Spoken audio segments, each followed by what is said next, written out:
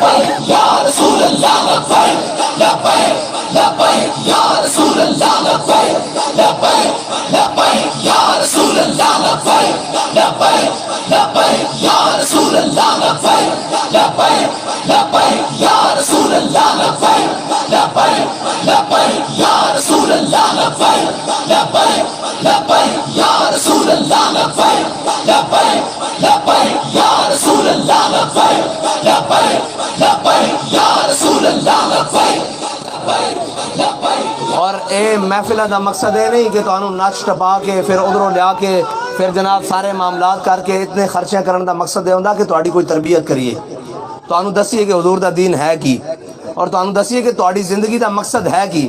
میں تے پورے مجمع کو کسی نوں پوچھ لواں نا کہ تیری زندگی دا مقصد کی ہے تو شاید کوئی جواب نہ دے۔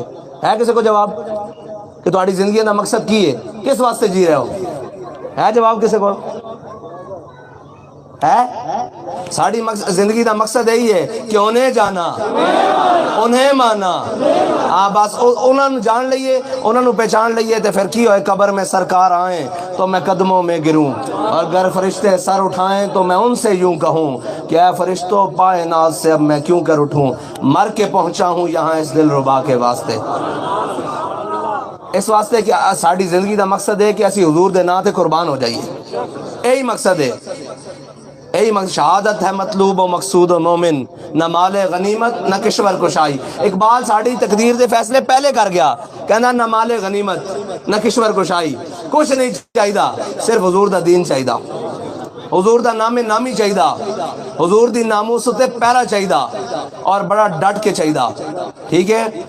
تے باقی رہی شیوخ دی گل اور پیران عظام دی گل رہی تے انہاں مینوں اس سے مقصد واسطے بلایا کہ حافظ صاحب آؤ انہاں دی تربیت کرو، انہاں نوں اسی حضور دے دین واسطے تیار کریے۔ اللہ تعالیٰ تانوں تے مینوں حضور دے دین تے عمل کرنے کی توفیق عطا فرمائے۔ واخر